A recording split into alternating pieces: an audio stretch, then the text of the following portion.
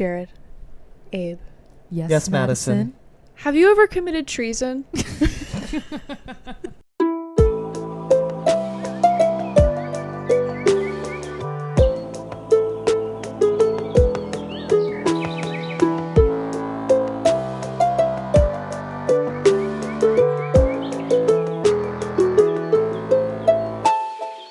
Welcome. Hello. Hi. Welcome to That's History, Babe. Welcome to I'm That's History, Abe. Babe. I'm Jared, as you know. And this is Madison. This is Madison Albertson, Hello. an illustrious scholar Yes. Wow. A groundskeeper of sorts. and friend of the A pod. preservationist. Mm-hmm. Our research assistant and also my best friend Wow. of 11 years. And a baddie with an attitude. No, Yeah. for real. All of this is true. And a lesbian. Yeah. And a lesbian. And Yeah. she A was a lesbian. A lesbian. What could one woman possibly They want from another woman? I don't understand. I'm so confused. I don't get it. How does it work? Does one vagina open up to accept the other vagina? Yeah, actually. Like a gift? Yeah, like a gift. Like an Exactly offer? like That's how it goes. that. It's like, yep, that's how it goes. You really figured it out. We're Purple Heart lesbians. Yeah, We got We're medals for bravery. we're purple Purple heart. heart Yeah. lesbians. I'm Is that proud what of it's that. called when you're a lesbian, a That's what- reformed lesbian? That's what we're calling Yeah. it now, I guess. Former Did you bisexuals. just make that up? Former bisexual. No, I'd heard that before. Oh, okay. I've been was gonna be identifying really as a impressed. Purple Heart for a while. now. This is the first time I've heard that. You could have lied Yeah. and been like, yeah, I just thought that up. No, well, I can only tell the truth, so. You guys get the silver star in the lesbian wars. I'm a better person than No, you. I can only tell the truth, so. Right. Congrat- Well, my name is Abe, so. Congressional Medal of Honor.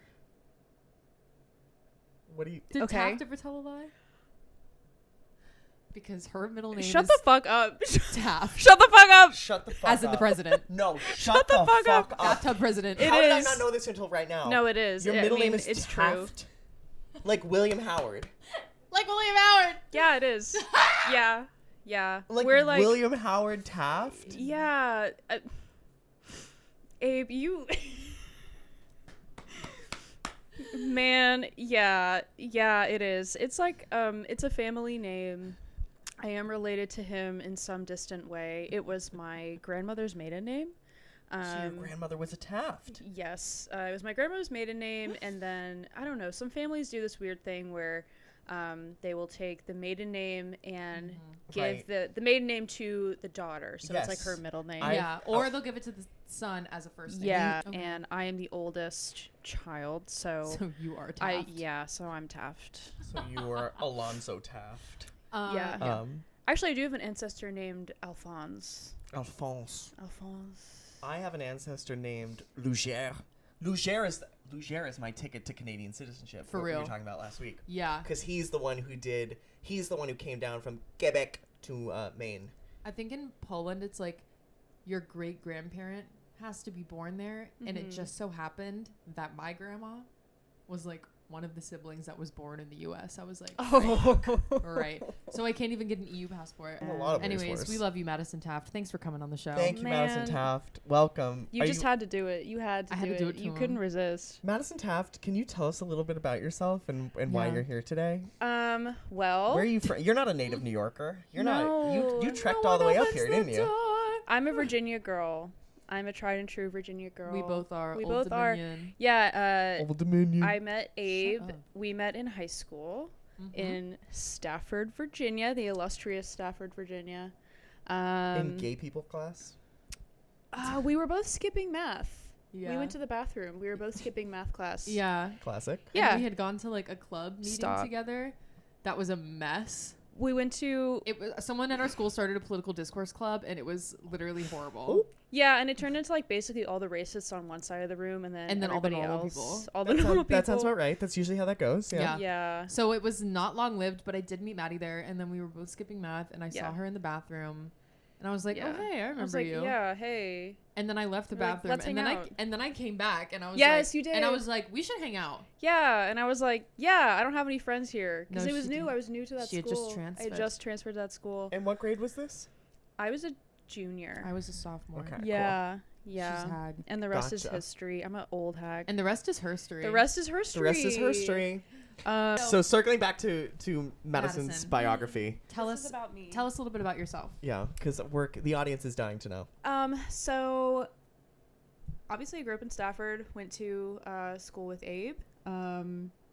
I grew up all around Civil War sites. Mm-hmm. We went to the Battle of Fredericksburg Museum. Yeah. or I'm from Fredericksburg. Fredericksburg. We're from Fredericksburg. There was a Civil War battle fought Like in your on- backyard. In my backyard, on Yeah. the land that my house was on. Really? Yeah. Yes. So, okay. So, As like it was part of like the greater Battle of Fredericksburg. Dude, that's crazy. Yeah.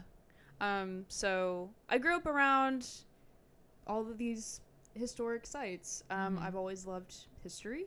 So I went on to study history at William and Mary in Woo. Williamsburg, Public Virginia. Ivy. Oh my God. It's a Okay, public William- Ivy. Okay, William of Orange. It's a public Ivy. Public It's a Ivy. public Ivy. Yeah, so I'm like really smart. Yeah. If you didn't already know.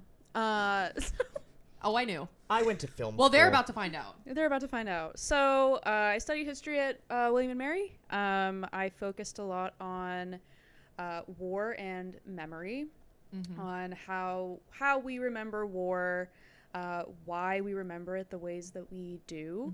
I was very interested in the lost cause, and the history of white supremacy, specifically in Virginia.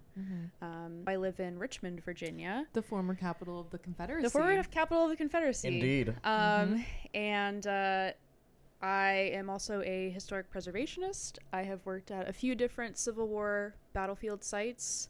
Have experienced working at a few different historical sites. So this is kind of very much of interest to me. I have a lot of experience just in, my life and my studies and my professional life.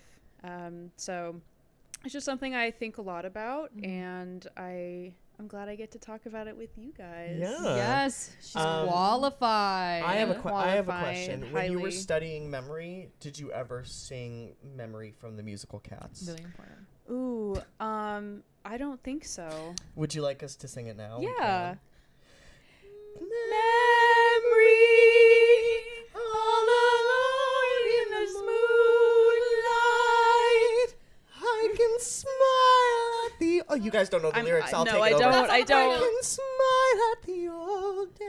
Yeah. Take it away. I do was ad-libs. beautiful. Take it then. away. Cheer. I remember a time I knew what happiness was. Yeah. Let the Yeah, boy. live again. I feel like Jared was supposed to be New day. like a 1950s, 60s. Like, you should have been at MGM. I should have. No, I'll tell you who I should have Your been. parents should have Do you want to know exploited who I you for. should have been? Who? Bernadette Peters. That's who I should have been. Absolutely. Bernadette motherfucking Peters. I love her. Yeah. So before we get into the meat and potatoes of our subject today, which is the lost cause myth of the Civil War, that is what we're talking about Yes. today.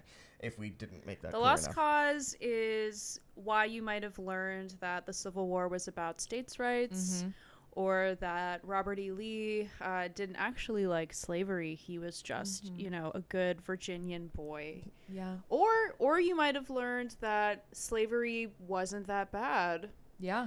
Yeah. You might have learned that. That's the lost cause. That's probably the most lost cause-y my education ever got was in North Carolina. When they were Yes. like, Fourth, actually, the fifth slaves were grade. happy. Yes. Like sometimes low key. We'll get into that. Yeah. which We is will get into which that. is obviously wrong for like Yes. Obvious reasons. so many reasons. And I had that idea first introduced to me through a film that I know we will touch on today. Film that I still can't. Sorry, I know this isn't very woke of me to say. Still kind of enjoy it. Gone with the Wind. It That's was. okay. It, Sorry. It, I'm it's sorry. still the It's a highest. movie Cancel grossing- me. It's a movie spectacular. It's still the highest grossing film ever made Yeah. to this day. Before we get into Lost Cause and talking about how fucking amazing Vivian Lee is in Gone with the Wind, let's talk about our annals. What are our annals? Let's do some quick annals. Abe, let's start with you. I already got mine locked and loaded. My brother is engaged. He proposed to his girlfriend. Congrats! And he Congrats to asked, Jack. and I'm gonna be his best man. It's amazing. His best woman. I better be invited. Just best man.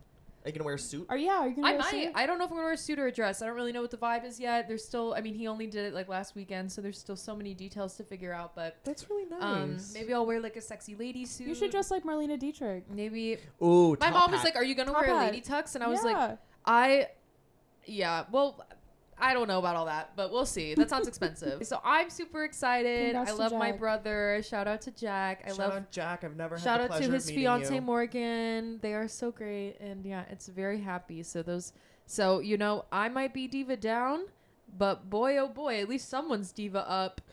Is Jack a loyal listener of the program?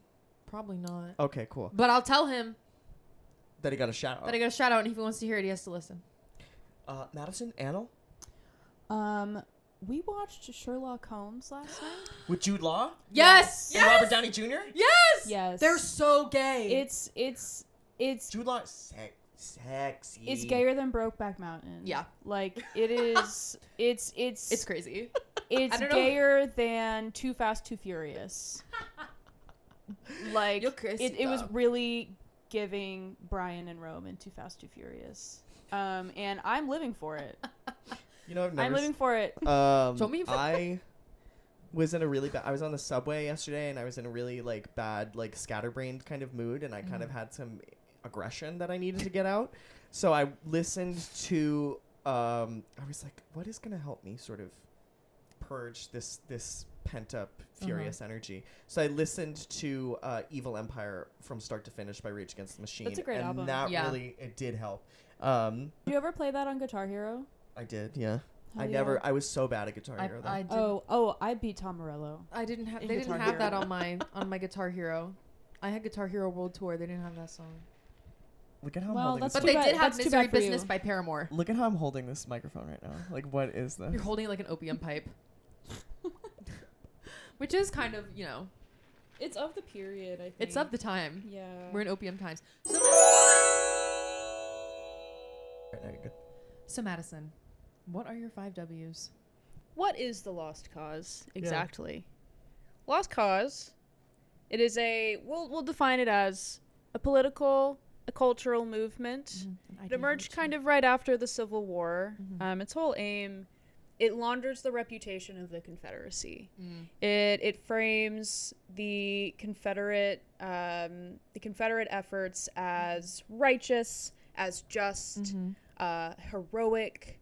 One of the things I find the most interesting too is it kind of reframes the Confederacy and the secessionists as like the true inheritors of the legacy of the founding fathers. Yeah. It's why you learned about states' rights. Yeah. It's why you might have learned about why slavery isn't so bad. It's the reason why we have Confederate monuments. Oh yeah. Who we got white Southerners. Mostly today we're going to talk about elite Southern women. Yeah. We don't support all women on this podcast. No, we No, don't. and we don't support women's wrongs all the time either. Let's list No. some women we don't support. Phyllis Schlafly, fuck her. Oh, fuck. And Ryan and Ayn Rand. Ayn Ayn Rand, that Rand. bitch. Condoleezza Rice. Don't And support Coulter. her. And Coulter. We don't support her. Yeah. Claudia. I don't Fuck support no. her. She is not supported She's by not this here podcast. Again. She's missing it. Where is she? No one knows. We used to have her Why producer. didn't you want to meet me? That's fucked up. I don't know. Yeah. It's personal. Claudia, It if you're is. watching this, and I doubt you are. I doubt you are, But if because you you're are- like, oh, I'm busy doing my job that pays me my salary. And it's like you only do things if you're paid. She smells, and everybody knows it. But anyway, sorry, All continue. right, what? Historical myths. Okay. Yeah. Racism. A lot of it. A lot. A lot. Trigger warning. We will be talking about violent racism. Yeah. We're 3 white people on a couch, and we're going to talk about Yeah. racism, and we're going to do our best. There's also probably going to be a little bit of a mention of sexual assault. We're not getting into it. No details. No details, but But it will be it'll mentioned. come up. It will come up. Propaganda. Politically active white women. And the first ever blockbuster film. Yes. Politically active white women. Yeah. Not always a good thing. No, often. Not always a good yeah. thing. Yeah. I would venture so far as to say almost always a bad thing. I think we should. Women I shouldn't think, be involved in I politics. think No, I white don't women know. shouldn't be allowed to vote. I don't know why But they're everybody outside else of the can. home. I don't. When? Yeah. 1865 until right now. Okay. Right so, now. And for the viewers, 1865 is The end of the Civil War. okay. That's there you correct. guys have it. Anyways, why? I think the why is the most important part of this, I think. Absolutely. It has such a huge impact on our current political environment. I mean, history has a huge impact on just our lives in general. I mean, I live in Richmond, where the legacy of the Civil War really is everywhere. I live in an area, I actually live pretty close to Monument Avenue. That's been in the news probably the last, like, decade. For the viewer, just quickly, what is Monument Avenue? Monument Avenue is a street in Richmond, Virginia. It is a few miles of road where at a few different intersections there are very, very large monuments to different Civil War generals. Yeah. And we say large, like They're Huge. really, huge. really big. Yeah. Big, tall, on a pedestal, very, very imposing. very imposing, very intimidating. Intentionally imposing. Yeah, yeah. So they're huge, and you know, they were just the background of people's lives for a long time. And it is kind of still a part of the fabric of this city, and part of the fabric of a lot of the United States. Yeah, absolutely. So on Monument They're Avenue, in 2020, the monuments were removed after large Black Lives Matter protests, Which is a good thing. But now on Monument Avenue, there's nothing there. And personally, I think that there should be some kind of commemoration for what happened in 2020. I think there should be some form of interpretation on that site, because I had caught myself, you know, I live around there, and I was just walking around one day, and I had remembered, I was like, oh, wow, this huge Stonewall Jackson monument was here. Right. Yeah. And I just forget remember that the it first was time I saw there. it was we can put a picture up on the screen. Yeah, Of what they look it's like, huge. yeah. Like- It's huge, and I can just forget that they were ever there, and So I let think alone it's someone who important- was too young to remember, or Right. someone who is new to the city, right, isn't gonna know about that. right, and I think it's really important to remember. Absolutely. And I'll start us off this whole One last discussion thing. The monuments, they're now in a museum in Los in Los Angeles, which Bad. Don't like that. It is literally, it's Richmond's Elgin Marbles. no, seriously, they should be in Richmond. They're like they need to be in their context, not proudly displayed on the street, but in a museum. They Right. should, yeah. So I want to kind of start off our discussion with this quote that I thought was just pertinent to our introduction. It is by the author Cody Mars. It's from his book Cody Mars. Cody Mars. That sounds like a gay porn star name. Stop, it does. It really does. And also, I'm sorry, sorry. if your name is Cody, I can't take you seriously as a scholar. So in 2020, he wrote a book called Not Even Past, The Stories We Keep Telling About the Civil War. And in this book, he says, it is an enduring struggle, an unresolved conflict that rages through American culture. Yeah. Which I think is so true, and I think it's a great starting point for us to talk about. Absolutely. Take it away, Madison. All right. So, we're going to talk a little bit first about what the South was like after the war.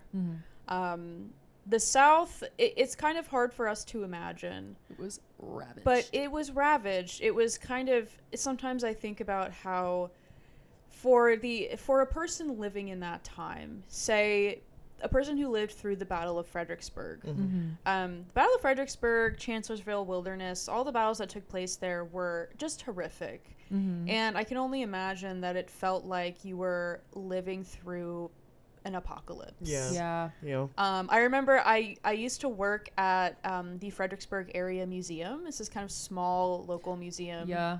And they had this exhibit or just kind of presentation about the Battle of Fredericksburg. And it had these huge letters, just huge. And it said, bodies everywhere.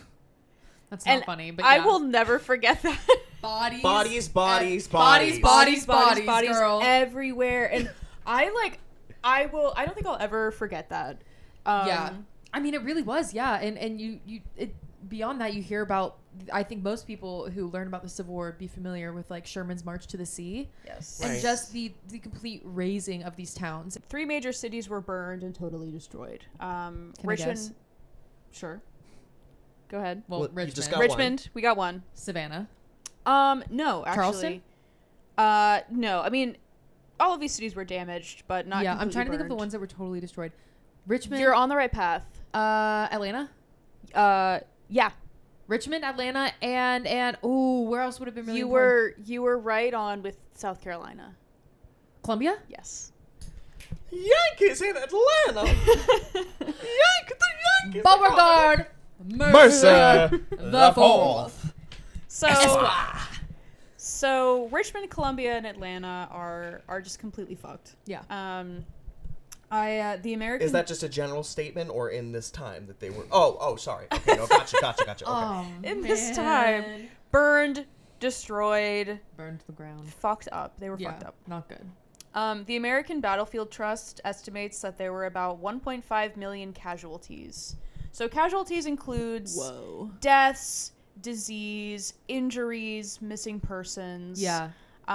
So this includes about 600,000 soldiers and many civilians. And like almost 1 million civilians. Yeah. Whoa. Yeah. It was devastating. Yeah. It is, I mean, it's the bloodiest conflict in American history. Yeah. It is. It's not really even close. No. Really. So about 1 in 5 Confederate soldiers died. So this is a significant portion of the male population in the South. Yeah. There was a huge problem for widows and orphans. Mm-hmm. There were a lot of people who were left behind. Yeah. During and after the war, children particularly suffered during this time. Resources were scarce. Yeah. Confederate cities, especially, there was overcrowding, disease, food shortages, extreme inflation. Yeah. I mean, all the things you see after a civilian population Right. is devastated by war. Right. Yes. Because roads, bridges, train tracks, all destroyed. So the flow of essential resources is pretty much halted. Everybody is struggling to get their basic needs met. And even so, for the wealthier population, when Union troops came to the South, they burned entire plantations, destroyed entire crops, seized livestock, seized all kinds of property. Homes were looted. There were plenty of people who kind of just lost everything. And especially for the kind of currently enslaved people and then formerly enslaved people, material conditions really didn't change a whole lot. Yeah. Especially right after the war. So, as you can tell, this was a huge economic blow to the South. Yeah. Cotton was king. It was basically the thing holding up their economy. These white families, they were relying on slave labor. So the South had an extremely difficult time rebuilding after they no longer had this free source of labor. Which we'll talk about later. They were pretty mad about. Pretty angry, to say the least. The cost of the war for the Confederacy, there's not exact estimates, but it is estimated to be about the total cost of the war, $3.2 billion. In today money? In 1860 money. Wait, So how much is that in today money? It's over $100 billion. Oh, Lord. That's a lot Billion of with a money. B. That's a lot of money. Billion with a B. With a B. Wow. Extreme. I mean, the effects of this war were just extreme. The South was destroyed. And especially economically, I mean, Black people were free. They were no longer considered very valuable personal property. They were Yeah. no longer property. They were no longer an economic asset. They were free people. Right. Yeah. And at the very beginning, And white people are mad. at the very And beginning of this they're mad. Reconstruction process, there is, the military down there Yeah. enforcing emancipation. Yes. And there's the Freedmen's Bureau, Yes. educating black people. Yeah. And, right. So And all the white people are like, well, now my life sucks. And this is happening at the same time. Yes. And this is the reason my life sucks. Right. The entire Unlike- Southern social order is being sort of flipped on its head. We can blame woke, absolutely. If I they don't- had known that term back then, My Yes. Confederate The same- bonds are worthless because of woke. no, literally, my Confederate dollars, they said, is worth negative money because of Because of woke. woke. So now that we have some context about what the South was like right after the war, we're going to talk about a little bit, about historical myth making. Why does it happen? What does it mean? William H. McNeill, he wrote an essay called Myth, History, and Other Essays, which I find fascinating. He compares the study of history to the hard sciences, and kind of explains that unlike in other fields, there is a great deal of subjectivity that is inherent to the study of history. Oh, yeah. You kind of just, you can't avoid it. And he says that historians deal in the elastic and inexact character of truth. Ooh. I love that quote. I love that quote because Ooh. it's so true. The elastic and Inexact inexact character of truth. And Beautiful. something I find really interesting and what I thought a lot about when I was in college studying memory was that when you're studying memory and certain myths, you have to kind of think about how the truth means different things to different people. This essay also talks about how the job of a historian is to sort through these facts and figure out what's actually important to actually synthesize a narrative that makes sense. that's what And we do, but sometimes we put things in the wrong piles. sometimes it doesn't make sense. And sometimes, for real, sometimes you're going through the facts of history and you're like, what the fuck? So he says, facts that can be established beyond all reasonable doubt remain trivial, in the sense that they do not, in and of themselves, give meaning or intelligibility to the record of the past. To become history, facts have to be put together into a pattern that is understandable and credible, and when that has been achieved, the resulting portrait of the past may become useful. I'm gonna need to hear that one more time. I think I actually need to read it myself to truly Sure. understand. Let me just.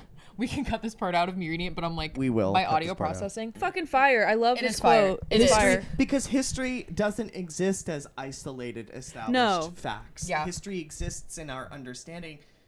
I would go beyond that. Not even in our own understanding. History exists as a concept, Yes. as a patterned interpretation of events that we piece together in order to create narrative and sense of the past. Yes. Absolutely. Yes. The distinction between the past and history, very important. Yes. So And- I Love this. I Thank love you, this. Madison.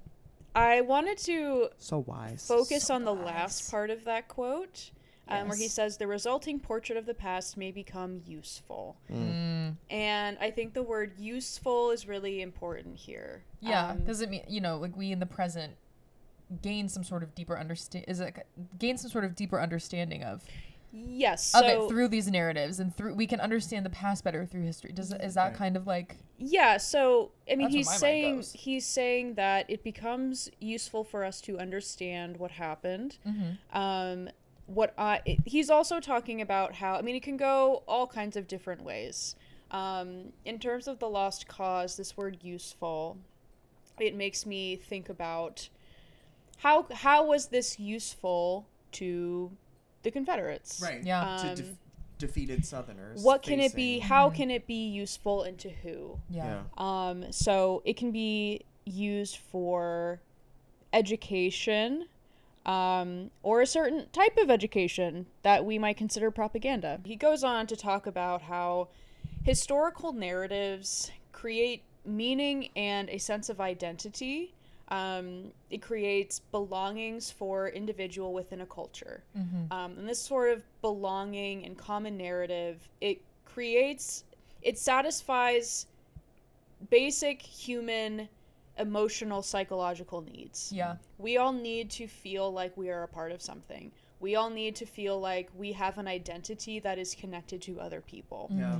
And so, And that among these people, there is a shared version of the truth yes. that everyone kind of gets behind. And this is with every culture. It's the same with the American Revolutionary War. It's Right. this is the same with every culture. This is not always going to be propaganda. It is just the way that humans work. Right. Yeah. Integral to group identity is Yes. a common understanding of the story of the Yes. past. And Yeah. this is kind of a neutral idea, and it is inherent for the study of history. It's something that we historians are never going to be objective. It's impossible because we weren't there.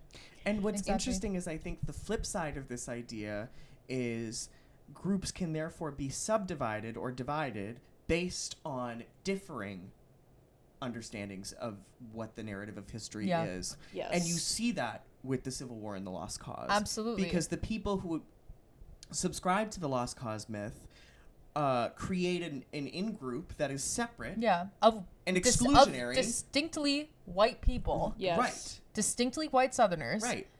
And we'll get into, I'm sure, the class divisions beyond this, because the South is also heavily stratified based on class, even within, white Southern communities. Like if poor white Southern people are not hanging out with elite white Southern people, even to this day. So he goes on to say all human groups like to be flattered, which again is true. It's a very human No thing. one wants to be the baddie. No one wants to be the baddie. No one wants to be the villain. So I human want to groups, be a baddie, but I don't want to be the baddie. Exactly. all groups are prone to blend truth and ideology. So to create things that we wish were true. Yeah. And this absolutely happened after the Civil War in the South. Who was that done by? Who do you think? Yes. The Daughters of the Confederacy. Yep. The Daughters Are of the you American familiar? Confederacy. I am familiar with the United Daughters of the Confederacy. We knew people. Well, you knew people. I knew And one girl. You know Who was in the Daughters of the Yes. Confederacy? whose name we cannot say, but let's just say she doesn't have a good name. She doesn't have a good name. It's actually like a comically really bad name. yeah. it's I'm like gonna beep nasty. it, but can you tell me what it is? You're gonna be okay. You're gonna think this is so funny. Anyways, she was a lot happier than I was, to be fair. The unfortunate thing is sometimes, just like a Disney adult, you look at someone who's in the Daughters of the Confederacy and you're like, I hate They're you having so a much, better but I time. know They're that having you're a good happier time. than me Fuck. because you're dumber than me. No, lest we forget, no smart people are happy. But anyway. And that's I'm why certainly I not. know I'm not smart. The United Daughters of the Confederacy, Those baby. and this is what we meant by women's wrongs and not Women's supporting all wrongs. women. No. So not them. the United Daughters of the Confederacy, right after the war, in the beginning of the kind of preservation movement, in the kind of beginning stages of when people started to think, hey, we should have an organized way to preserve history. A lot of that was done by women. Most of it, actually. So the United Daughters of the Confederacy, they were incorporated in 1894 under one umbrella. But after the Civil War, a ton of different ladies' memorial associations popped up all around the South. Oh yeah. And in 1894, they said, hey, let's all get together. Come on, gals. Come on, gals. Let's talk about how we're going to reinforce white supremacy with infrastructure. Absolutely. So, one of their main objectives, they kind of had two main objectives. One, they are responsible for the majority of the Confederate monuments that we see around. That was a huge cause for them. They were really instrumental in creating a public narrative of what the Civil War was and what it meant to people in the South. Yeah. So a lot of these women were from elite families, which is also significant. Very significant. There are not a lot of working class women No. who are participating in this, nor do they even, because you have to you have to be able to prove. Is it kind of like the DAR where you have to prove that you were descended Yes. from someone who fought in the Confederacy? Yes. And also, it's Right. important to note that all of this is volunteer work. It is volunteer Yes. work. So- So poor women in the South do not have the time or the resources really to even participate in something like this, Right. even if they wanted to. Right. Right. Because they're booked and Right. knowing They're booked and booked busy. and busy. they're booked and busy, like having kids and working Right. jobs. So Yeah. a lot of these women came from families who had owned slaves. Some of them had, retained some of their wealth, but many of these women had connections to local governments. So they lobbied their local governments to either get money from the city or the town, or permission to erect these monuments. So it was a big deal. A lot of money was poured into it. So basically, rich people asked for a handout. Basically. And how were they raising Typical. this money? Donations, fundraising events, asking the government. The government giving them money. Government. Local and Well, state they kind governments. of, in some cases, they kind of were the government. Yeah, Right, like they yeah. would. It would be. There were some cases where women are the daughters of the Confederacy and their husband is a state senator. Right. Right. You know, Exactly. like I was it's- gonna say, I'm like, because- these are elite women. Their Yeah, husbands it's are not probably like the elected Civil War officials. ended. They lost their plantations Right. and all of the people that they enslaved. And it's not like they lost their entire place in the community and all of their No. power if No. they lived to see the end of the war. I mean, a lot of these Southern society was and kind of still is heavily stratified based on class. Yes. Okay, so what these were rich white they? women, yeah, what are These they up to? rich white women. What are they saying? They're saying it wasn't that bad. What are they saying? The So South wasn't that wrong. Slavery wasn't that bad. They're being really dramatic. about it. Dramatic. Come on, so you guys. we've Like, got so we've got long three main years points. ago. Three main points we're going to talk about. Kind of the three tenets of their ideology that they're trying to push is the Confederate cause was heroic and just. Number one. Boo. Slavery was a benevolent institution. Okay. Tomato, tomato. Tomato, tomato, tomato. That is so wrong. Yes. And slavery was not the cause of the war. The cause of the war was a tyrannical northern government. A tyrannical northern government It was all Abraham Lincoln's that was fault. they were set to destroy the southern way of life. Right. The tyrannical northern government that was literally disproportionately represented the slave states and also gave them literally everything that they wanted. Yeah, A and then- Supreme Court. Oh, yeah. Except letting slavery spread, and they were Absolutely. like, and that's too far. It's really the insane. federal government that literally gave them everything they could possibly want. It And really it wasn't enough because it would never be enough for them. Right. Because they wanted to have unbridled, unchecked Literally, permission to this- do whatever they wanted Supreme Court- with the enslaved Supreme populations. They Court- wanted to keep importing enslaved peoples from Africa. They didn't even like that. The slave trade was only taken domestic. The Supreme Court in 1857 in the Dred Scott case was literally like, you can bring your enslaved people anywhere in the United States and they are still your property, Yep. meaning that the anti-slavery laws in northern states are essentially null. Yeah, they don't mean Meaningless. because anything. they don't mean anything. And Like, the Southerners were still like, humph. So, the basic mission of the Daughters of the Confederacy, there is an amazing author who I love. Her name's Karen L. Cox. And she wrote a book called Daughters of Dixie. It's all about the United Daughters of the Confederacy. And she talks about how the lost cause for the UDC, it was a movement of vindication and memorialization. So they really wanted to push this narrative in public spaces and in schools especially. So they had... As we've seen firsthand. Yes. So she says that they rewrote history by transforming the Confederates from traitors to patriots, which I think is very, very an astute observation. I think it's great. Absolutely. So they had a huge influence in educational curriculums across the South. Like I said, they were elite. They had connections. This was happening in many, many, many public schools. Yes. So they kind of created councils or committees. They basically created Moms for Liberty committees to kind of influence or approve what was going into the history books. So they created this pamphlet with all of these standards, and they went to school boards across the South.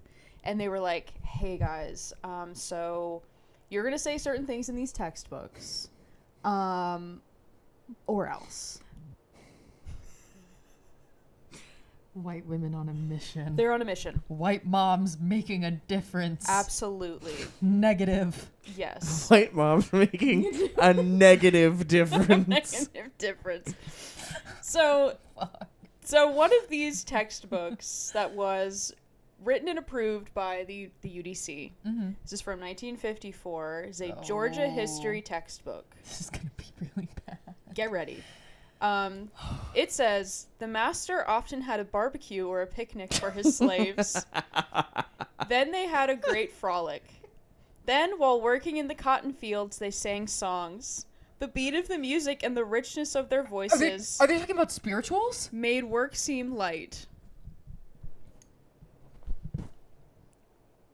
Yeah, it's repugnant. It was They were having yeah. a grand old time. They actually had a lot of fun. There was a barbecue. We had a picnic going. Mm-hmm. You know, kids playing they were playing just, some like stick and hoop. Yeah, they were just playing around, and they were And then singing they were while singing they worked. songs, and they were picking cotton, which was super easy and not at all Right, tight. yeah. And it wasn't even very hot. It was so fun. And it wasn't even very hot. And they loved to sing. And then Johnny The master was so nice. And he was really nice. Johnny guys. Yank came down and ruined it for no reason. They really made a concerted effort to stamp out any book that was unjust to the South. So you can see with that passage alone, you can see why Southern people think that this is true. Mm-hmm. Why they think what they think about the Civil War. Mm-hmm. So they were very focused on children. So they created these children's... think of the Someone think of the children. So they created these children's auxiliary groups. Kind of like after-school clubs. Oh, like Hitler Youth? Basically. Oh, like that. Honestly, Yes. yeah. It sounds like the Hitler Youth. Basically.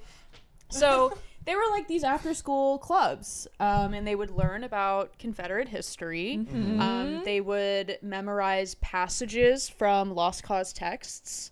And they would win awards. They'd win awards for memorizing passages. Oh my God, girl. So this stuff was being drilled into them. Right. I think that the weaponizing of and the brainwashing of children Yes. and the indoctrination of children is something that Huge. all white supremacist groups rely on. Yes. So All of them. Karen L. Cox in this book, she made a great point talking about how the children involved in these groups, and basically every child that learned this narrative in Southern schools, they grew up to be segregationists. These people grew up to be the white people who were violently resisting the civil rights movement. Yeah. Who Yep. could have predicted that? It's like segregation didn't just happen. It was built over decades Yes. with time, with indoctrination, and then legally with the enacting of Jim Crow laws. So, have you guys ever heard of a little blockbuster film called Birth of a Nation? Not only have I heard of this film, Yeah. in film school, I had to watch the whole fucking I did thing. too. Oh yeah, because And it is- I'm the only one here who hasn't seen it. It is Well, good for I'm- you. I know 4 enough. hours long, Abe. It's 4 hours of my It's- life I will never and get back. horrifically racist. I'll one-up you, Jared. I took a film history class, so I watched it then. I also took a history of white supremacy class. And I had to watch it again. You had to watch Birth of a Nation twice. Yeah. It's 8 hours of Birth of a Yeah. Nation. It is a film Horrible. that refuses to end. It refuses. It's awful. to Even when end. you beg it to end, Please, it won't. Lord, Mr. Griffith, stop. I think it's only 3 hours, but I mean, still, It it was was- 3 hours of torture. Honestly, I say that, but honestly, I do think it is. I think it's a really important film Absolutely. for people to see. It is. Even yeah. if it's horrible. It was made in 1915, so this is a silent film. It was based on the 1905 novel by Thomas Dixon called The Klansman. The Klansman, with a C, weirdly. Yeah, it's strange. Yeah. But they adapted this novel. They adapted this novel in 1915. It is probably the most violently racist movie ever made. Would you agree with that? Yeah, it's up there. Especially one that, was so well received and so widely viewed. People it's ate that shit up. They did. I mean, and it also, its importance to cinema history is also kind of crazy because it's the first feature-length narrative film where they figured out how to D.W. Griffith figured out how to tell a multi-act narrative story on film. Oh, it's a huge across story. Locations. It's a hugely innovative film, but it also is a film that is violently racist. He was like, I'm going to make an innovative film and I'm going to use it for evil means. Right. Evil. Yes. He's like, what if I did movies but evil? So it is a 3-hour-long silent film. And in the story, it follows two families. One is from the north. They're called the Stonemans. Mm-hmm. One is from the south, the Camerons. So it follows them from right before the Civil War starts to basically the end of through Reconstruction. Okay. It's kind of like War and Peace in that way. It's huge. It's a huge story. There's a lot of characters. A lot happens. And because a lot happens, I'm not going to focus on telling the story of the film. I'm going to talk more about the themes and the tropes that I think we still see today. Okay. And I mean, I can't overstate how important this movie is to a lot of the ideas that we see all around us today. Yeah. So to me, some of the most important plot points and themes, in my opinion, is that the film positions white Southerners as the victim of the Civil War. Yes. They are the Rather sole than victim of an aggressive Northern government. Mm-hmm. Personified by the Stoneman father, who is a radical Republican member of Congress. Yes. Yes. So it frames the anti-Black violence that happens in the movie as righteous because in the film they're framed as the real oppressors. Yes. Yeah. Black people? Yeah. Yes. So it creates a world where white Southerners are living under the thumb of what it depicts as this horde of Black people that now run the government. And another very important part of this film is that Black men are the number one threat to white women in this movie. Right. Yes. Right. And the menacing Black characters also are, not to step on your toes if you were about to say this, but go ahead. The menacing Black characters in the film are all played by white actors in blackface. Oh, that's important. Yes. Yeah, of course, because to have actual Black actors, no Black actors. that would be done this way movie. too humanizing. Yeah. Well, every Black person, which there are many in this film, they're white people in blackface. Yeah, well, there are Black actors used in the scenes in the State House when all of the elected officials. We're going to talk about that. Yes. So, some of the most important scenes to me are towards the beginning of Reconstruction. I guess this is probably 2.5 hours in, maybe. They're in South Carolina. There are Black freedmen who are mostly white people in blackface. There's a scene where they are violently harassing white voters at the ballot box. Yes, yeah.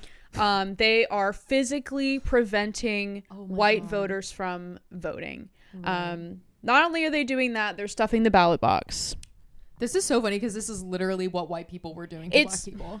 And it's what Republicans... And they're like, but they're doing it to us. Yes. Every accusation is a confession. Yes. Well, and I'll say there's also another Karen L. Cox book that I love. It's called White Rage. And she talks about all of these moments from Reconstruction onward where every advancement of Black civil rights is met with an even more intense backlash. And the advancement of equality, and not only equality, of equity for Black people, is seen as a direct attack. DEI. It is seen as a direct attack to what white people see as their inherent right to dominate Black people. Exactly. Yeah. And so what they do is fine. The white people in this story and the white people of the past, they think that they have this inherent human right to be dominant, to be better than, to exploit. And so they feel that any advancement for equality or equity is a direct attack on their rights. Yes. Fuck. And they will frame it as such. I mean, if you go back to the civil rights era, or, you know, before the emergence of Jim Crow, they will talk about defending their rights. Yes. So after this scene, as a result of the ballot stuffing, there's a scene in, I believe it's the South Carolina legislature. Is it the federal? Is it Congress? No, it's the state legislature, and it's all of the members of the legislature are Black people. Yes, this was probably one of the more disturbing scenes for me personally. But the entire legislature is made up of Black men. They're depicted as they're trashing the place. Yes, they have their feet up on the desk. Yes, they're spitting seeds on the floor. Yes, they're just completely disrespecting the space.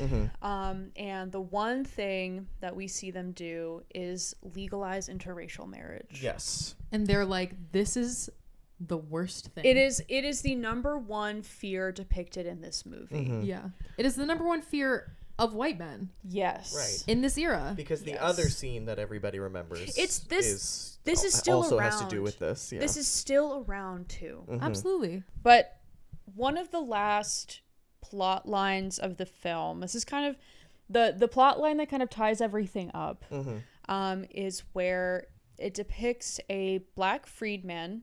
He is preying on one of the main white character, the main like white character female protagonist, and he is chasing her through the woods, and he's asking her to marry him, and she eventually gets to a cliff, and she says, if you come any closer, I'm going to jump off.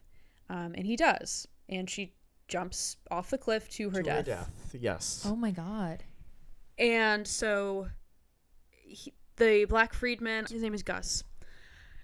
Gus then runs away. People are looking for him.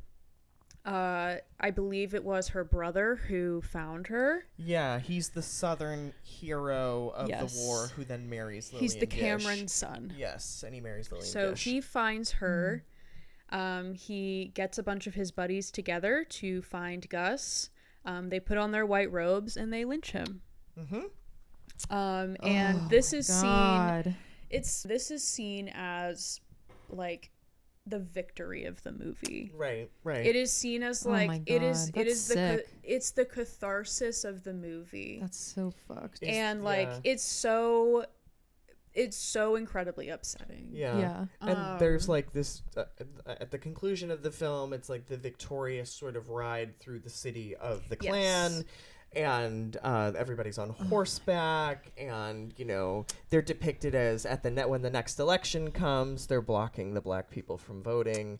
And the fact this was one of the first major blockbuster movies, hugely popular, says a lot about where the American populace was at that time, particularly the white American populace. Yes. You know who fucking loved this movie? Woodrow Wilson. Enemy of the pod, Woodrow Wilson. Woodrow Wilson screened this in the White House.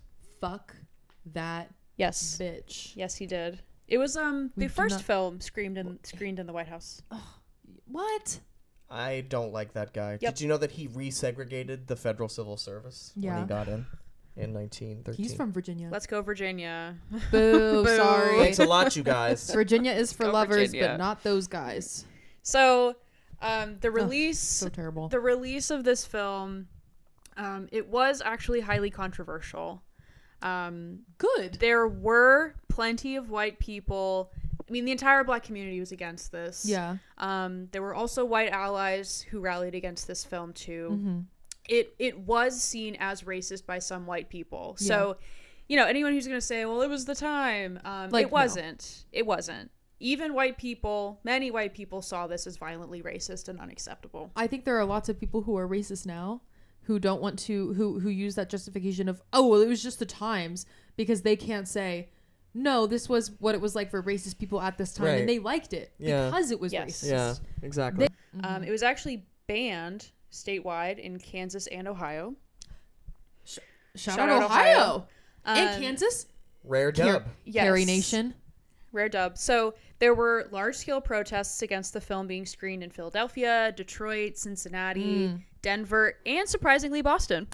Okay, Boston. Okay, Boston. Let's Y'all got go. shit to say now about Boston? I mean, yeah, but maybe not about this. Huh? I mean, plenty of other things I can talk about. Boston Boston is fine. Boston is so fine It's that you like- left and moved to New York. Exactly. Anyways. Boston is so fine you had to leave. Boston's so fine I was run out of town. They said, and don't ever come back. And you said, no worries. So, despite the efforts of the NAACP, who organized a nationwide boycott of the film, it was still hugely successful. Boo. And very, very unfortunately, it is kind of commonly accepted by historians that this was one of the major catalysts for the resurgence of the KKK. Yes. Yeah. So the KKK, they were prominent during the Reconstruction era. It kind of petered out. Right. Yeah. And then after the Ku Klux Klan Act. They were feeling Yes. inspired. They Yes. were like, we should be doing this. Right. So this film has a significant impact on the resurgence of the Klan. This claim is backed up by the fact that reported instances of anti-black violence increased during this period in places that the film had been shown. Yeah. So people were feeling empowered by this movie. Yeah. It had direct harm on the black community. Direct physical, tangible harm. Yeah. Material harm. And I'm sure also other forms of harm, economic harm. Not only are they under physical threat, but it's also psychological. Oh, yeah. Absolutely. There is so much psychological stress that is associated psychological with torture. It is torture living under these circumstances. Yeah. So this turns out to be the highest grossing film ever until Gone with the Wind in But 1939. But before we talk about that, I do feel obligated to talk about the film Within Our Gates. Within Our Gates, it was directed by Oscar Micheaux. Oscar Micheaux, baby. Wait. I know who this is. Well, we're going to learn some more about him. Tell me. Oscar Micheaux, he was basically kind of the first prominent black filmmaker in the United States. He directed a movie called Within Our Gates in 1920. And it is kind of looked at as a response to Birth of a Nation. And this film, it follows Sylvia. She is a Southern school teacher. And her school for black children is severely underfunded. Yeah. So this movie, it kind of follows her attempts to raise funds for this school. Yeah. And a lot of other stuff happens. But I think it's really important to talk about because it shows the black perspective of how black people had to navigate white society. Yeah. And her interactions she interacts with both Southern and Northern whites. It also addresses the ways that black people had to appeal to white people. Yeah. Sometimes they had to play into stereotypes against them in order to survive, Yeah. in order to have a peaceful life, really. Yeah. So it does depict a northern benefactor to her school, who she kind of has to appeal to. Right. And it's just a really interesting film. I highly recommend watching it. I think it's really interesting. I loved to get to see a Black perspective on Yeah. this issue. Yeah. Especially so- one contemporary to Yes. the time. Yeah. Yes. Versus something that was made Yes. at a later. And Not that it would have been less valuable of a perspective if it were made later, Yes. but it I think is even more valuable because it was It's only what, like Contemporary, 8 yeah. years. It was, when was it released? 5 years, 1920. Okay, yeah, it was only released 5 years after Yes. Birth of a Nation. And I think it is important to note that Black people were using their voices at this time. They were being silenced, but they were but not silent. they were not silent. Like they were advocating for themselves. They had Yeah. stories to tell. And this is an important one to watch. It's on YouTube. I highly recommend watching Absolutely. it. But yeah, Birth of a Nation, highest grossing film ever until Gone with the Wind in 1939. Gone with the Wind. Gone with the Wind. Oh boy. And Jared's going to talk about Gone with the I Wind love for how it us. was like, I'm this just- Lost Cause movie can only be unseated By another Lost Cause Cause movie. movie. This time in color. There are okay. So Gone with the Wind. If you haven't seen it already, just watch it. It is an entertaining film that unfortunately is completely undergirded by the Lost Cause myth because Sucks. everything about it is every assumption that's made about the world occurring outside of, or the world in which Scarlett O'Hara, the main character, exists. It's all sort of formulated around that Lost Cause myth, right? Yeah. That the Southerners are just trying to live their way of life, but Those damn Yankees. the Yankees just impose their own agenda onto the South, and they destroy Tara. Her beloved plantation is ruthlessly destroyed by those damn Yankees. How could they destroy her plantation? And when enslaved people are depicted in Gone with the Wind, they're they are- happy to be there. Yes, there's no fundamental questioning of their servitude. And also, in one of the most disturbing parts of the film, but also one of the most high conflict, most tense parts of the film is the scene where Melanie is giving birth while Sherman is conquering Atlanta, and Prissy who's played by Butterfly McQueen is beaten by Scarlett because she says the famous line about "I don't know nothing about birth and babies," and it's but there are the performances in that movie are including by Hattie McDaniel, who won an Academy Award, Yes. first Black person. Yeah, to I ever was win an gonna Academy Award, say. for playing Mammy, who She couldn't even get into the Oscars because it was segregated. she had to sit Yeah. at a separate Yeah. table by the kitchens. Yeah, Yep. Which is so Um, fuck you she couldn't guys. sit with the rest of the nominees from. You're the film. gonna say that you're honoring her, and you're Um, not even gonna treat her as a peer. It's a very, it's an interesting and valuable film to watch, and Vivian Leigh has some of the best line reads in Hollywood history. I also want to add that there is a scene where Rhett Butler is implied that Rhett He Butler rapes rapes Scarlett. Yes. And I think that I think that is, when we think about that right after talking about Birth of a Nation, I just want to mention that in Birth of a Nation, Black men are depicted as these violent menaces who will rape your white women. Yeah, they're sexually aggressive and very threatening. And then in Gone very with the threatening Wind, to white masculinity. And then in Gone with the Wind, Rhett Butler does it, and it's marital just rape fine. occurs, and it's yeah, not. and it's actually cool. yeah, because Right. She actually ended up liking it anyway. It's like, he's asserting you. because it's a depiction of him asserting his right over his white woman, insolent wife. Yeah. which is And she's I mean gonna that like is it. that is the crux of so much of white masculinity in this time period. Right, Is the right and the ability to dominate. Yeah, I mean, I could talk about this movie for literally hours, but just to just to close the loop, Can we put a pin in it? And now I think it's time to circle back and touch base. can and we close take the this loop. offline? Let's take this offline. Let's take this offline. But yeah, just to finish this discussion about Gone with the Wind, to drive home the point about how the Lost Cause myth sort of underlies the entire film. Yeah. Even the title of the movie is a testament to the Lost Cause myth. Gone with the Wind. It's the Southern antebellum civilization, which is they always describe it as a distinct civilization, is gone with the wind. It has been wiped off the face of the earth. It is something to mourn. Yes, Yeah. I was just about to like say it that. is sad that happened. There is text on screen at the beginning of the film, which is from Says bodies everywhere. Margaret Mitchell, who wrote the novel from which the film is based, that says like here is the last vestige of knights and ladies fair, of master and slave. Ugh. It's depicted as this What the fuck? feudal, medieval, deeply romantic. Yeah. Like this is fucking King society, Arthur. right? Yeah, it is. It's like Arthurian legend. It really is. It's like it gives me such ick, man.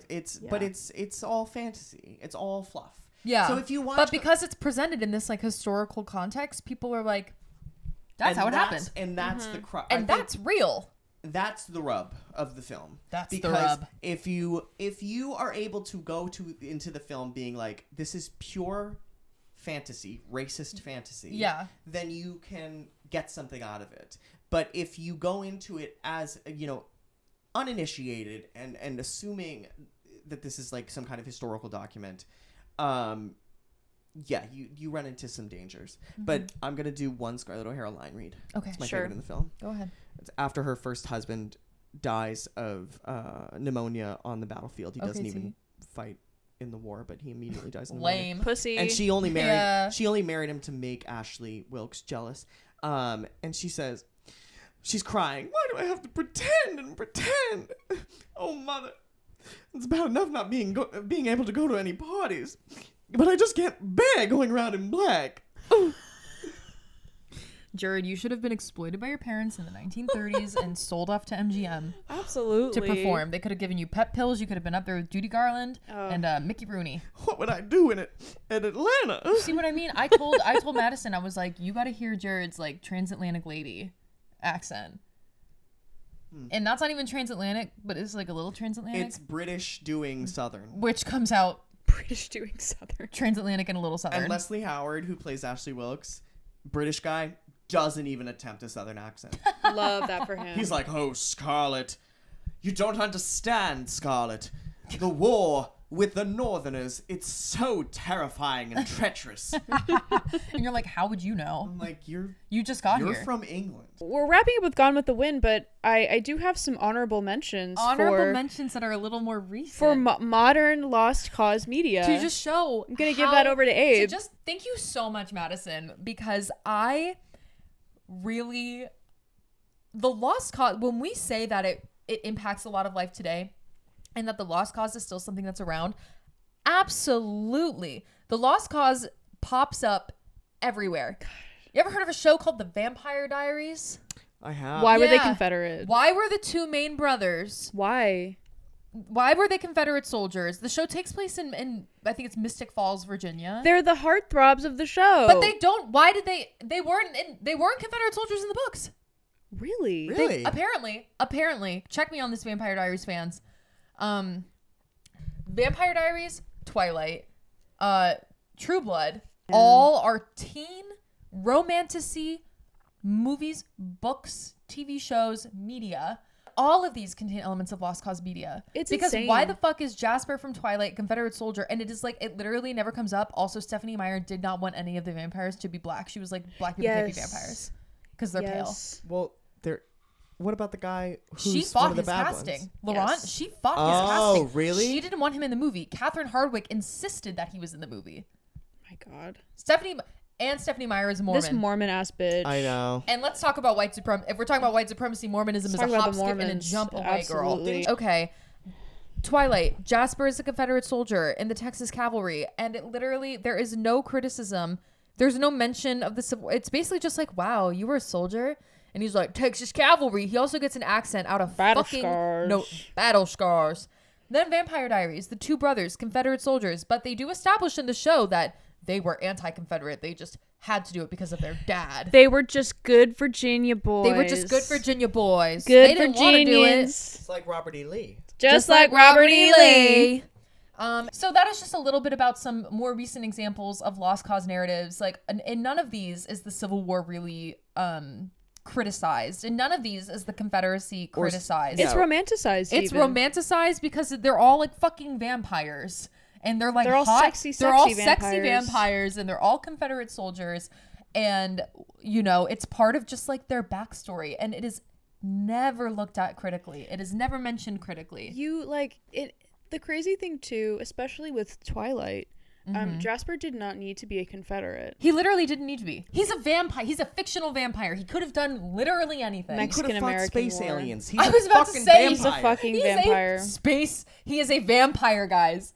So it's like he didn't need to be a Confederate soldier. That was a very deliberate choice by Stephanie Meyer, that Mormon woman from Arizona. So the lost cause continues to live on, and I think this is a good way to segue to some of like the ways that we now reckon with this history in today. modern times. In real life, not in vampire movies. In real life. So But tell vampire us, movies Madison. are real life. So I will tell you. Tell us. So I think your average person who's not a history dweeb like maybe we are probably has learned about the lost cause maybe tangentially through this debate over monuments. The Confederate monuments have been just a huge point of contention in the media, kind of around the country. And I think I kind of want to start with talking about the Unite the Right rally in Charlottesville. I remember it like it was yesterday. Because Unite the Right, I really want to emphasize that this is about white supremacy. Yeah. And Unite the Right really shows that in just the most blatant way. For maybe anyone who may not be from the United States or maybe a little too young to remember this, can you give a brief rundown of Unite the Right? In 2016 or 2017, the city of Charlottesville was thinking about removing their Robert E. Lee monument. And this had been a long debate, but it was decided at that point. So that they would remove it. Yes. Okay. So the city had decided to remove it.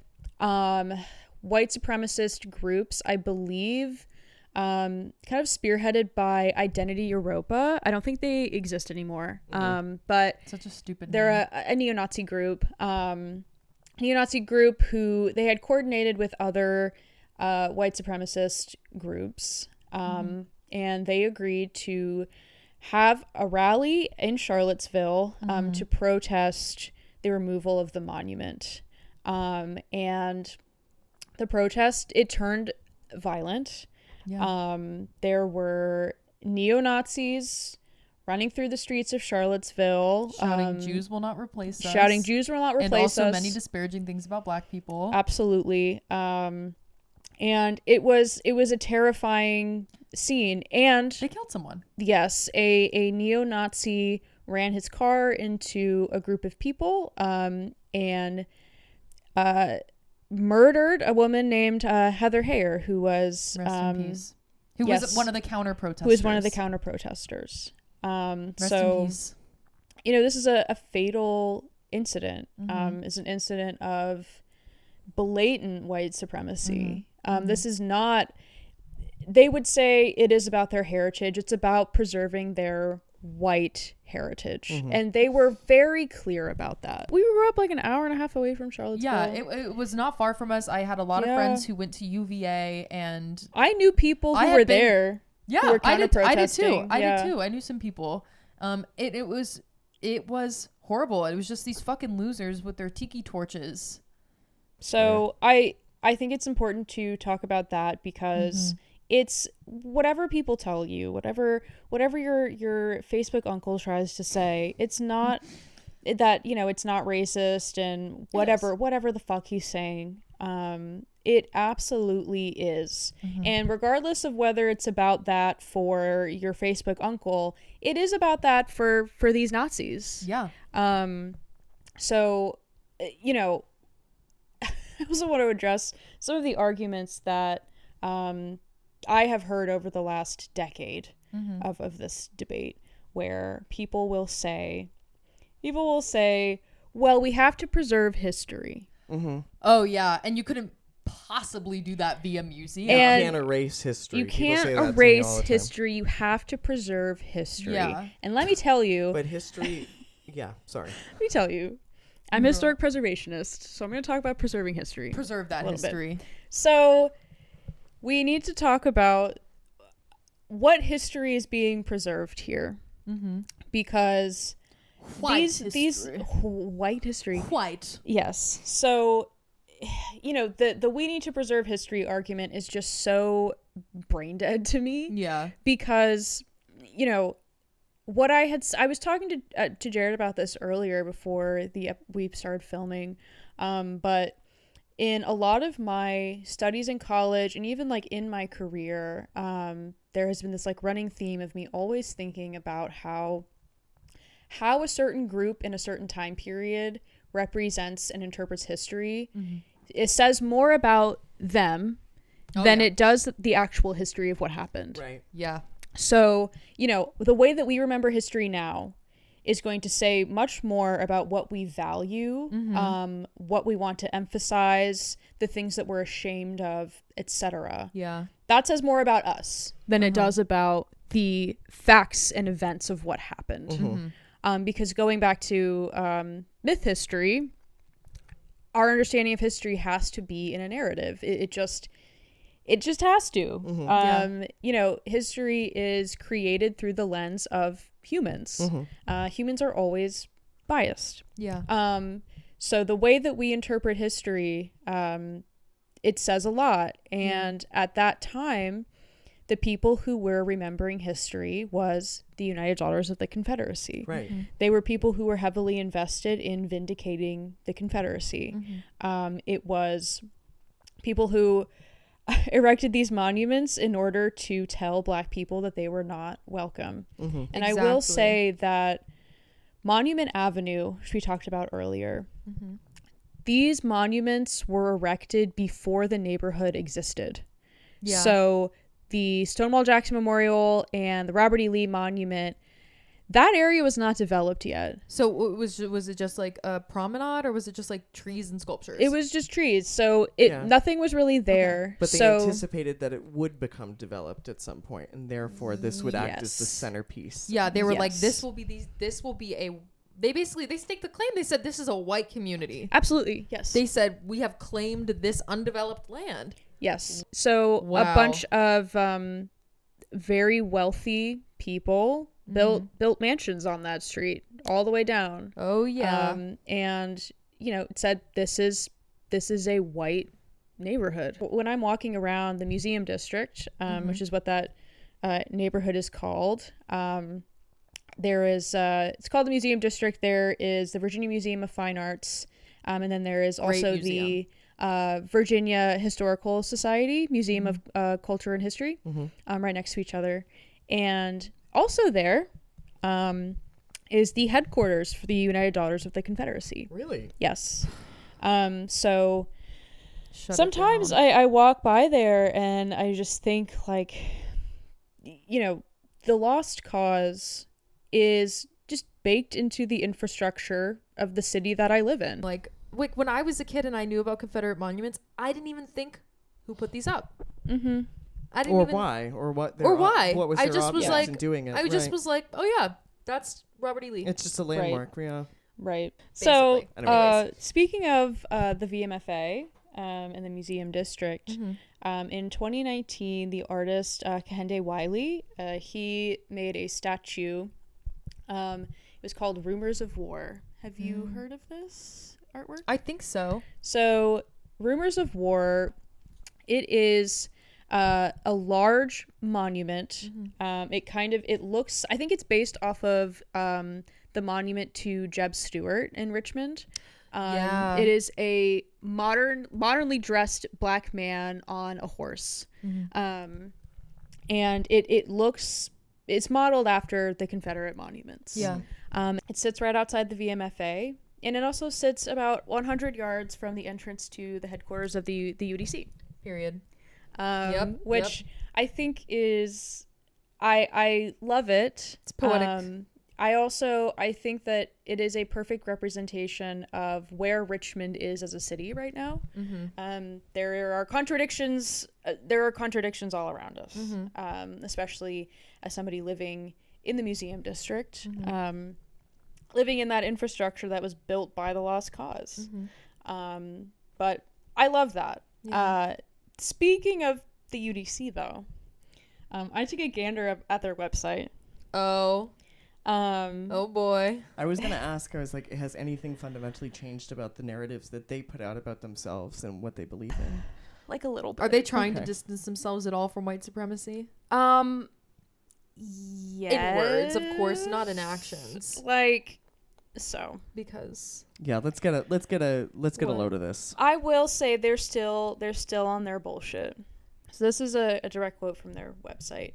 This is kind of explaining their mission and their history, whatever. So it says, quote, "The antebellum southern United States was noted for its shipping ports, vast farmlands, aristocratic-like social structure, and its highly successful economy.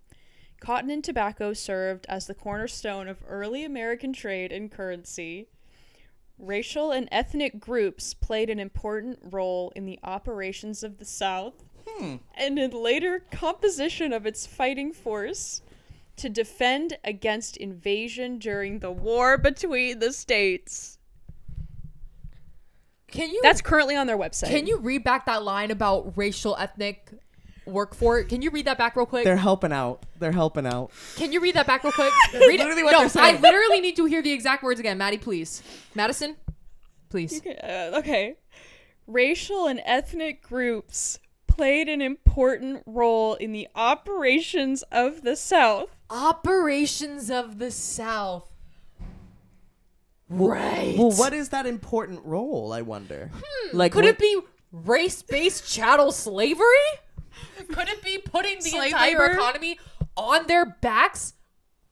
No choice? And also the implication here being that they willfully joined up in the Confederate army Yeah, to like, defend no. against invasion. They were enslaved, so they had to do whatever they were told, Because or they they were were threatened with property. physical or psychological punishment, or punishment to their families. They would say, they would be threatened with their families being sold away, right. or beat, or their children or their wives would be it's- whipped, or their yeah. other husbands or whoever. I went through their entire website and I was just incensed when I realized that they refused to say the word black or African American. Yeah, they didn't even. Yeah, Do they talk about slavery at all? Kind you of. mean operations? The operations that the ethnic It groups makes were them helping out sound with? like they're a fucking project coordinator. What are we talking about here? It's And, insane. This is so the aggro team, which is being led by... the level of delusion. If you're in the Daughters of the Confederacy, Yeah. fuck you, Fuck you. fuck you, bitch, Fuck you, bitch. Fuck you, bitch. fuck you, bitch, Fuck you, bitch. fuck you, bitch. We don't like you. Yeah. Bleep, yeah, bleep. It'll Yeah. be bleep. So fucking tweet about that. The fuck kind of name is that?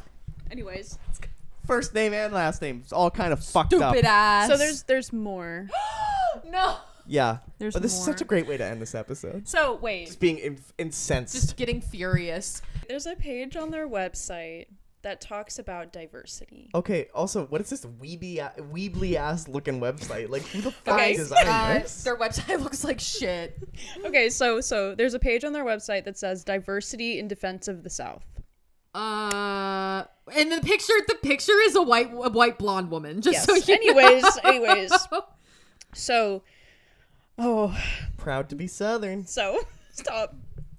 Okay, I gotta prepare to read this. Oh my god. We're laughing not because it is funny, but because it is literally It's absurd. The Lulu. absurd and It's absurd.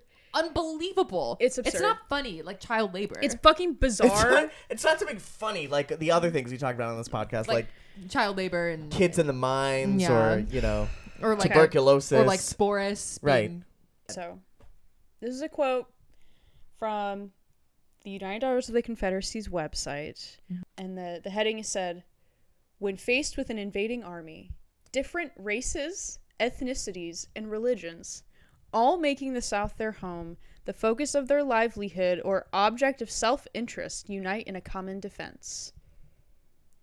Another heading below it, it says, proud to be Southern. The membership of the United Daughters of the Confederacy honors United States history and the contributions of the ordinary residents of this great country in making extraordinary difference in everyday life. Historical memory determines how we think and feel about ourselves, each other, and most importantly, how we interact. Okay, well, they got that one right. Okay. So it's not, And they're that they using don't- it for nefarious purposes. So it's nefarious not purposes. that they don't know. It really, what this shows me is they know exactly what they're doing. Because Yes. that ending statement is incredibly correct. Also, different races. Which ones? Which races and ethnicities? They refuse to say black people. Yeah. They refuse to talk about Because then slavery. they would have to acknowledge slavery. But I think in just sort It's of fucked. bringing this episode to an uneasy conclusion, I want to Yeah. I want to return to the last line that the Yes. that the United Daughters of the Confederacy includes on that website. Historical memory determines how we think and feel about ourselves, each other, and most importantly, how we interact. Circling back to the very beginning. Right. Right. Yep. Close the To loop. close the loop. A group like the United Daughters of the Confederacy acknowledges that truth about historiography and historical memory, and they say, we will use that truth, we will leverage For it our For own lies. ends. for our own purposes. Yeah. And people do that every single For the mission day. to uphold white supremacy. Right. And that is, I think, the central thematic idea that guides the Lost Cause mythology. I think. Absolutely. Um, It is Absolutely. their unwillingness to confront the truth through their practice of memory about what their ancestors did and what they stood for and what this place was historically Right, and right. why this war was fought. It makes me so... They will not acknowledge that truth. It makes me so angry that they refuse to say the word black, or Exactly. they refuse Not to even say African American. they won't even say African American. It's so It's disgusting. It's so insulting. These people. It's so insulting. So I mean, Madison, thank you so much. Thank for you this, so much for bringing this horrible, knowledge to us, Madison. Horrible time. I learned so much. And now I feel angry. And now we have to go to And a you know rage what? room. I would love to go to a rage room right now. I You know. have no idea how much I need that. But I think that ultimately what we talked about today is incredibly important. It is. And it is something that can be uncomfortable. It doesn't make me uncomfortable to discuss these things because they need to be talked about. They do. And yeah, thank you for lending your knowledge and for taking us On there. a journey. Taking us on a real journey. I do want to say, Any this parting words? isn't a hopeless No. thing. Like, Not at all. we do have the power to speak out against this. Exactly. Which Like is we're doing right now. Yeah, which is why I wanted to do this. Yeah. Especially right now. I think it's important to confront these things because this exists. This isn't just a Richmond thing. This isn't just a Virginia thing. This is everywhere. Yeah, It is. it's not just a South thing. It is all 50 states, girl. Yes. All 50 states. It's 49 states, not Massachusetts. Sure. oh my god. Anyways, it is everywhere. It impacts everyone's lives, It even does. if you don't know how, even if you don't understand, or even if you were believing in some of these myths, or you were educated and propagandized in some of these ways. There's always time to harass the United Daughters of the Confederacy. And on we're that always saying that. And on that note, hey y'all, sorry our audio cut out real quick there. We literally ran out of room on the SD card from talking too much and for too long. So shit happens. Yeah. But if you enjoyed this latest episode of That's History, Babe, you can find us anywhere on socials, right? Yeah. The socials. The socials. You can find us on your phone on the social medias. Uh-huh. On the On the social. What is up, you guys? You can find us on the social medias. At What is up, you guys? I love doing European vlogger. Anyways, at That's History Babe. That's History Babe. Indubitably. 3 little words. You'll see us on Patreon soon, on YouTube. We all keep right threatening now, that, but it's gonna happen. it's coming. We promise you. And we hope you tune in to the next episode. I'm Jared. I'm Madison. And I'm Abe. And that's history, babe. We'll see you next time. Bye. Bye.